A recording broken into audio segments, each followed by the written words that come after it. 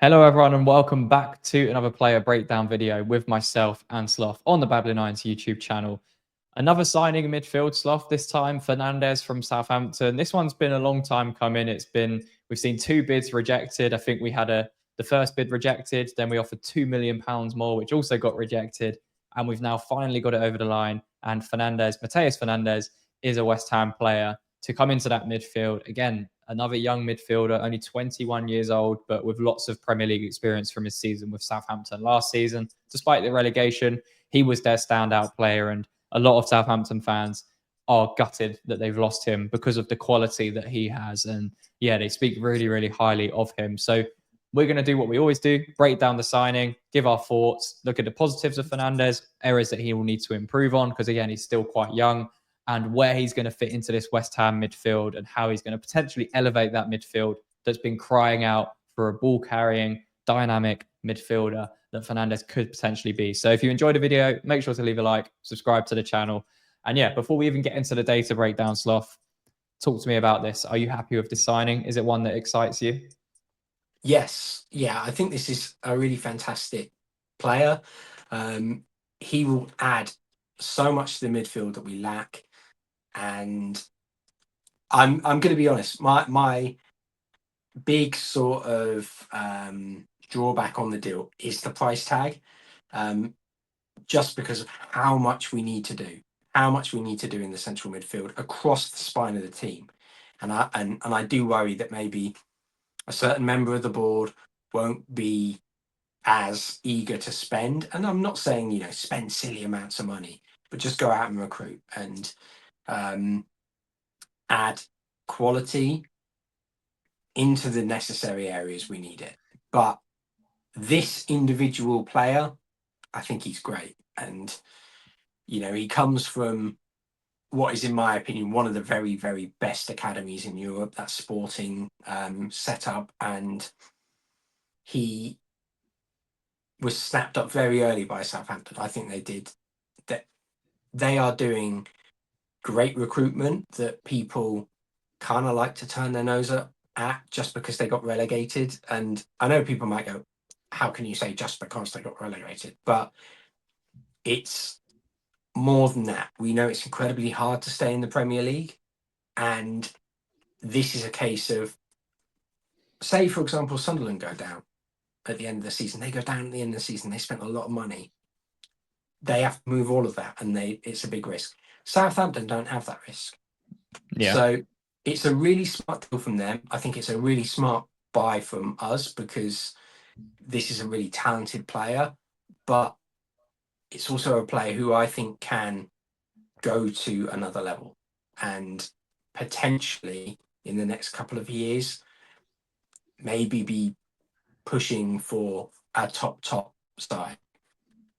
Yeah, I completely agree with that. And I think the biggest thing that I like about this, we're going to go through all his qualities in a second, is the fact that he wanted to join West Ham. He wants to play for this football club. As you say, there's probably a lot more levels he can go to as a footballer in his career, still only 21 years old. And when we think about the type of player he is, he fits perfectly into what we need in midfield, which again, we're going to discuss shortly. But let's just take a little look at his scout report overview.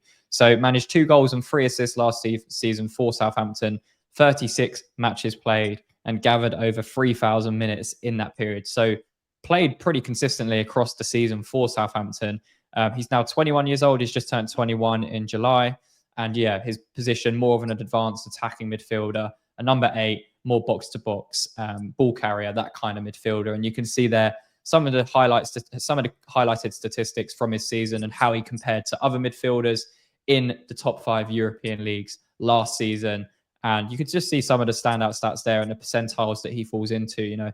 The number of dribbles he's completing per 90, the number of offensive duels per 90, the progressive runs per 90, the successful dribbles percentage per 90. He's up there with some of the best midfielders in Europe. So it's a really exciting signing in that regard. Talk to me about Fernandez as an individual, because we're going to go through his positives and some areas that he needs to improve on in a second, and maybe some comparisons as well to an existing West Ham player from last season. But when you think of Fernandez as a player, what sort of attributes do you associate Fernandez with? The one that really stands out for me is his ability on the ball.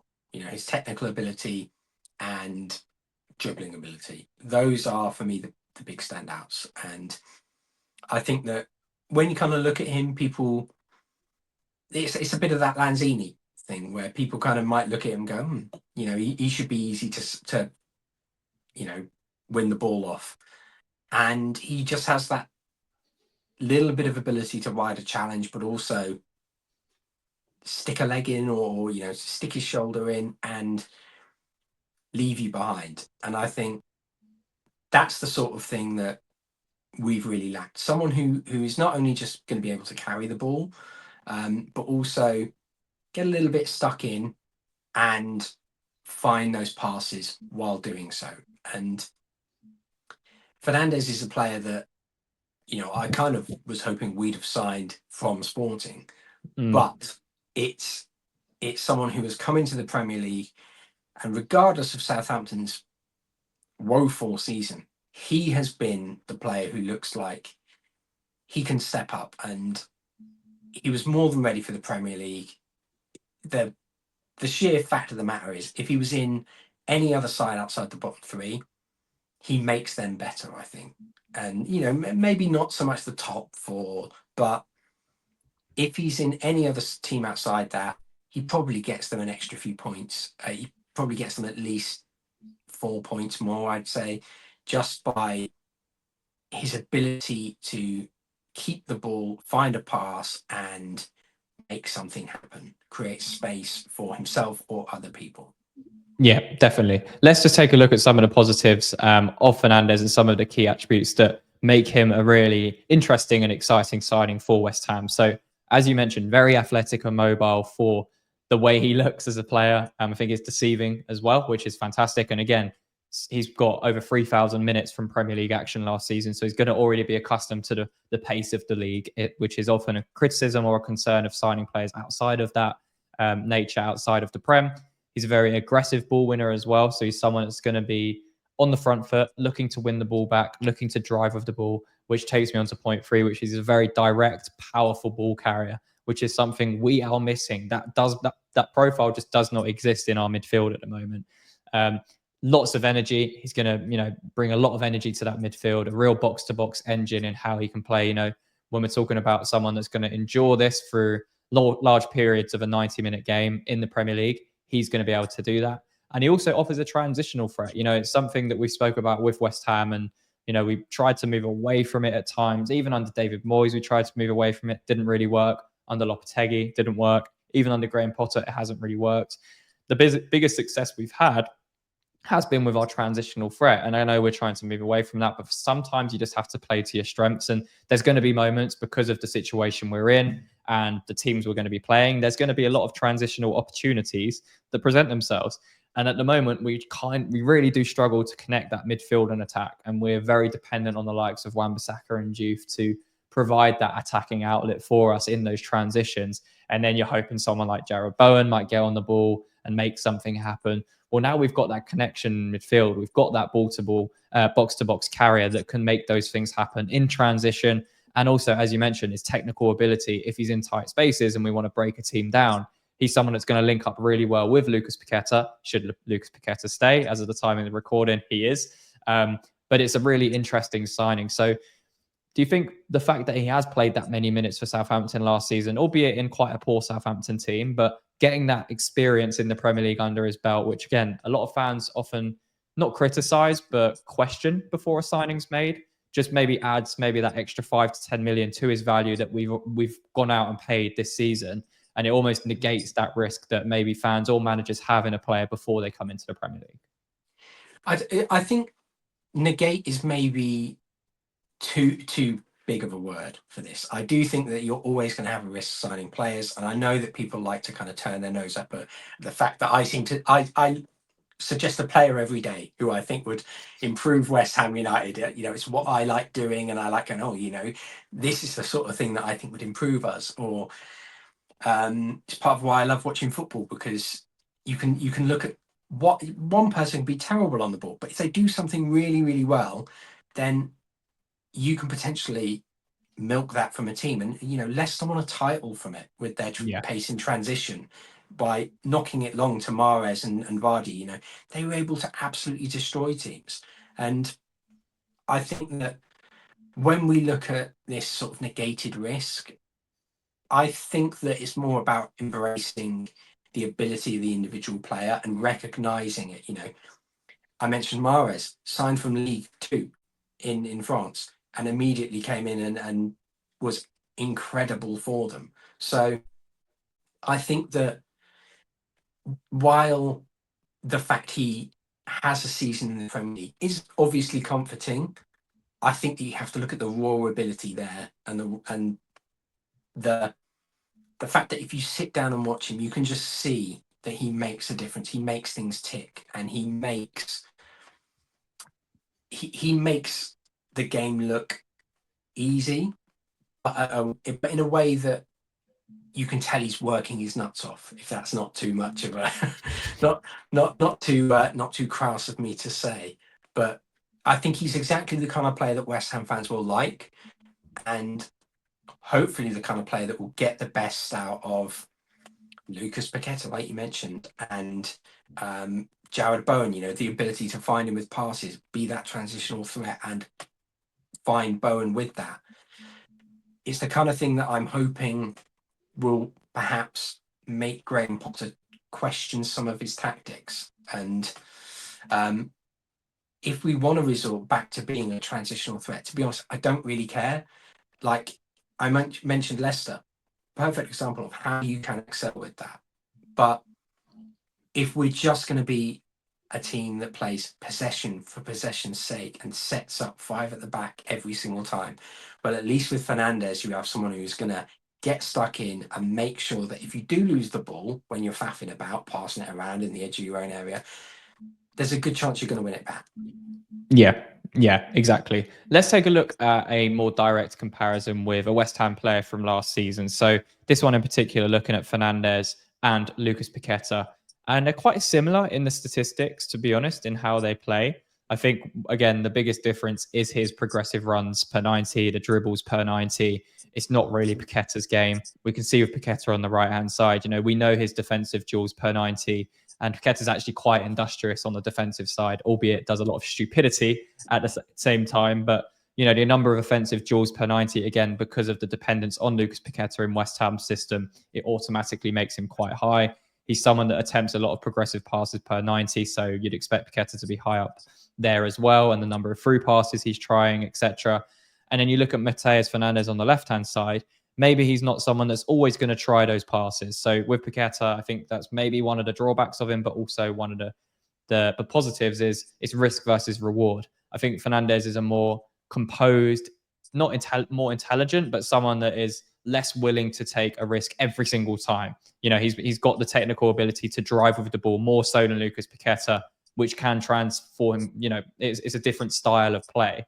And it's something that kind of alludes to the stats here with the, as I mentioned, successful dribbles percentage per 90, progressive runs per 90, offensive duels per 90, dribbles per 90.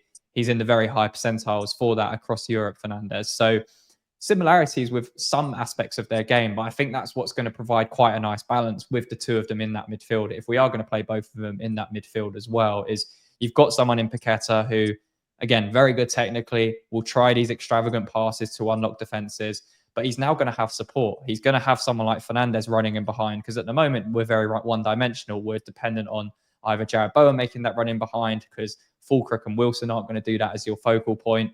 And then you're maybe asking someone like Thomas Souček to do it. But again, it's pretty telegraphed. So all of Paqueta's successful through passes or extravagant passes have been mainly for Jared Bowen. That's where the source has come from.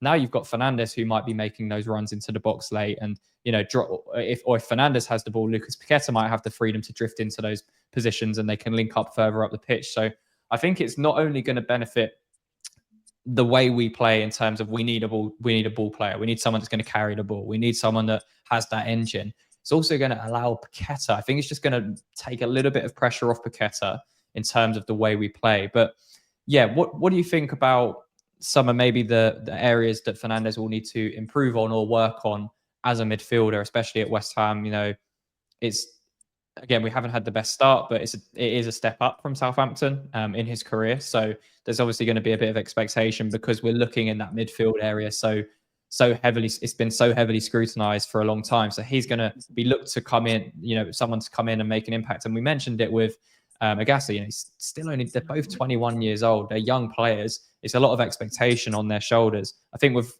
Fernandez, there's going to be more expectation just naturally because of the price tag and because fans are more familiar with him because of the Premier League proven experience that he comes with as a label. But what are some areas you think he needs to work on or improve on to continue developing further as a player in the Premier League for West Ham? I think it's going to be. I don't think his tackling's rash. I think maybe just the timing of it, and I'm not saying it's nearly as bad as Lucas Paqueta's decision making and giving away fouls, but sometimes he can be a little bit petulant. And I think that the big thing for me is that he doesn't take the season from Southampton to heart and let it impact his game overall, which might sound a bit daft, but I think that because he was the only player of quality there, and I mean that with all due respect to Tyler Dibbling and the Southampton squad, but the fact is that they were not a Premier League level side last season, and even with someone like Tyler Dibbling, you're still asking them to perform from such a young age, and he provided players around him with a lot of chances. He provided them with a lot of the ability to save themselves, but they just couldn't deliver. And I think that if he does that at West Ham, I'm not saying that we're miles ahead of Southampton. I'm not being disrespectful, but I think that a player like Jared Bowen, even Crescencio Somerville, should he ever emerge, it's it's the case that these are players who should be capitalizing on those opportunities, and it's going to make his stats look so much better. It's going to make Paqueta's stats look so much better when they have someone around them who's going to be willing to do the work, play those passes, but also have the ability to do that and play it into feet, play it into space. And I do think that the weaknesses of his game, I think they're probably going to be more just about asking him to continue the play play the way that he did last season, as opposed to letting that relegation sort of hinder his decision making and being a bit more conservative. Yeah, no, definitely agree. And, just a couple we've pointed out as well. So obviously his decision making under that pressure will need improvement and developing as he continues. And that final third impact is still developing. As we mentioned before, he got 2 goals and 3 assists last season for Southampton, again, in a really, really poor Southampton side in the Premier League last year. But he's going to want to continue to improve that. And it was a criticism of someone like Declan Rice when he was a little bit younger, albeit a different player. Goals and assists, he wants to add that to his game. So I think as Fernandez continues to, improve and continues to develop, he'll want to continue to add goals and assists to his game as well. So I think he will do that naturally at West Ham. I think he'll get the platform to do that as well. With the current situation we have with the lack of quality and the amount of minutes I think he will get at West Ham this season. But yeah, I'm really excited by it. As you mentioned, the price tag maybe a little bit higher than what we would have wanted to pay at this stage, but that's what happens when you do your business a few days before the transfer window ends. And we've tried to get it over the line for a while now, but Southampton weren't budging. That's their price they've set, so we've paid it. I still think it's a good investment and it could pay off, and he could be worth 20 to 30 million pounds more than what we've paid for him in a couple of seasons easily. He's obviously come to West Ham this year with the intention again of playing in Premier League football again, and also with the World Cup next year. I think that's going to be in his mind when he's made this move to West Ham, and those performances should reflect that as well and give him that extra incentive to perform well, as with every single player that's going to be going to the World Cup next year. But yeah, if you had to rate the transfer out of 10, Sloth, what would you give it as a scoring? I'd give it an 8 just because of the price. I think the price is what stops it from being like a 9 or a 10 for me. Yeah. Just because we need so much work, and if it's great if we get in the 2 midfielders that we've been linked with, and Fernandez coming in is going to be a big boost, but we still need more. And I hope that as we get to the end of the season, you know, we're safe, we're pushing for European spots. I do think he's a player who can help us do that as well. But it's just got to be a case of, you know, taking that price tag with a pinch of salt and not putting too much pressure on him. Yeah, no, I completely agree. I think I'd give it an 8 as well, as you mentioned, the price tag. But I think it's a really smart signing, really, really smart signing with, you know, the potential of what we could have gone into the season, the end of the transfer window, with going into the rest of the season with what we've now got with Fernandez added to that quality, adding to that quality of the midfield. Sorry, it's night and day. You know, we've been screaming out for this type of profile for a while. So I'm glad we've been able to get over the line finally. And yeah, I'm looking forward to seeing him in a West Ham shirt this season. But let us know down below in the comments, what do you think of the signing of Fernandez in midfield? Are you excited by it? What do you score it out of 10? And what are you most looking forward to seeing him in a West Ham shirt do with the likes of Paquetá and Jarrod Bowen and all the quality players West Ham currently have in our squad? But yeah, make sure to leave a like on the video if you enjoyed the breakdown. Subscribe to the channel for more content moving forwards. And Sloth, until the next one. Come on, you Come on, eyes. you eyes.